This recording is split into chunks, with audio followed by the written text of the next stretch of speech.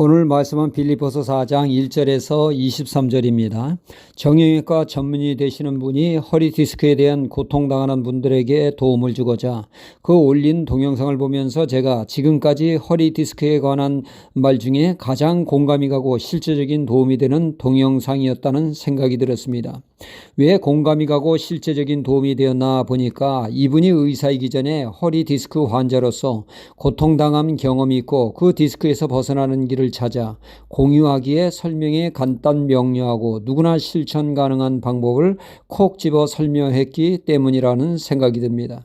그분의 말에 의하면 18살에 그 수능을 마치고 용돈을 벌어볼 요량으로 커피숍에서 알바를 하게 되었다고 하죠. 한날 바닥에 떨어진 휴지를 줍고자 허리를 숙일 때 허리에서 뚝 소리가 나면서 엄청난 고통을 느끼게 되었다고 합니다.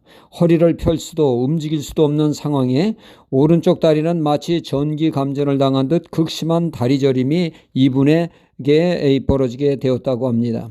구급차를 타고 병원에 갔을 때 어찌나 통증이 심했던지 기절까지 했다고 하죠. 의사 선생님은 수술을 운운하며 어린 나이에 큰 두려움에 쌓였다고 합니다.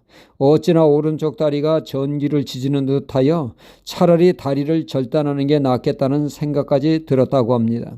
다행히 일주일 만에 호전되어 태어날 때 주치의가 복근 운동을 하라고 하였지만 오히려 허리가 더 아파 중단하게 되었다고 합니다. 이분이 말하길 자신이 허리에 대한 정확한 지식과 방향을 잘 지도할 의사를 못 만나 그 이후에도 계속 허리 디스크로 인해서 근 10년 동안 고통을 당하게 되었다고 합니다.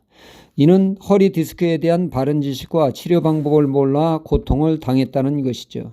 지금은 확실한 방법을 알아 허리 디스크로 인해 고통당하는 사람들에게 진정한 도움을 줄 수 있어 사명감을 가지고 동영상을 올린다는 것입니다.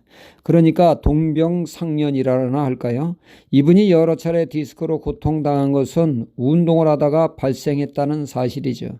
그래서 이분이 말하는 것은 허리에 좋은 수술과 치유보다는 허리 건강을 위한 좋은 운동을 할 생각을 말고 허리에 병이 생기지 않도록 허리 디스크에 안 좋은 자세와 행동과 습관을 하지 않는 데 초점을 맞춰야 생활해야 한다는 것입니다.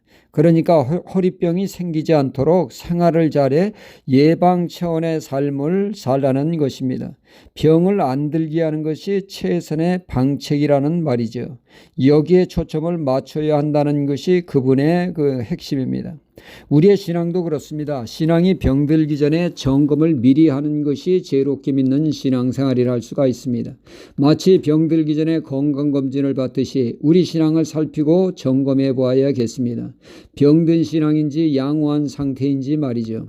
적어도 두 가지를 살펴보면 우리는 알 수가 있습니다. 첫째는 말씀에 찔림이 있는가, 회개가 있는가를 살펴보는 것입니다. 신앙이 단단히 병들면 절대로 자신의 죄를 깨닫지를 못합니다. 빛 대신 하나님과 멀리 있는 사람은 어두운 가운데 있어서 천지분간을 못합니다. 절대로 자신의 죄를 모른다는 사실이죠. 예수님 당시 늘 하나님을 찾으며 경건을 추구했던 바리새인과 서기관들을 보십시오. 세례인이 회개하라고 회개의 세례를 받으라고 외치지만 그들은 그 자리에 나아가지 않습니다. 자신들은 회개할 것이 없는 의식으로 가득 차 있었기 때문입니다. 그들이 의로워서가 아니라 죄가 없어서가 아니라 그 심령이 화인 맞은 심령이기에 죄를 몰랐던 것입니다. 반면에 사도 베드로가 말씀을 전할 때 군중들은 말씀에 찔림이 있었다고 했습니다. 그 찔림이 어떻게 하느냐고 물을 때 베드로는 회개하여 성령을 선물로 받으라 하지 않았습니까? 건강한 신앙은 아무리 의롭게 살아도 나는 죄인 중에 상죄인이다 하는 회개가 살아있게 되어집니다. 회개가 있다면 건강한 신앙입니다. 둘째로 건강한 신앙은 감사가 있다는 사실이죠. 모든 것이 하나님의 은혜임을 깨닫기에 이래도 감사 저래도 감사, 감사가 그 입에서 떠나질 않습니다. 여러분들의 마음에 입술과 마음에 감사가 늘 있다면 내 신앙이 바로가고 있구나 안심할 수 있습니다. 그러나 입만 열면 원망과 짜증을 달고 산다면 내 신앙에 빨간불이 켜졌구나 생각하고 자신의 신앙을 돌아보아야 할 때입니다. 입만 열면 부정적인 말이 나온다면 이 또한 문제가 있구나 자각을 해야 됩니다. 오늘 말씀 빌립보서 4장 6절에서 7절에 사도 바울은 말합니다. 아무것도 염려하지 말고 오직 모든 일에 기도와 간구로 너희 구할 것을 감사함으로 하나님께 아뢰라. 그리하면 모든 지각에 뛰어난 하나님의 평강이 그리스도 예수 안에서 너희 마음과 생각을 지키시리라 말씀합니다.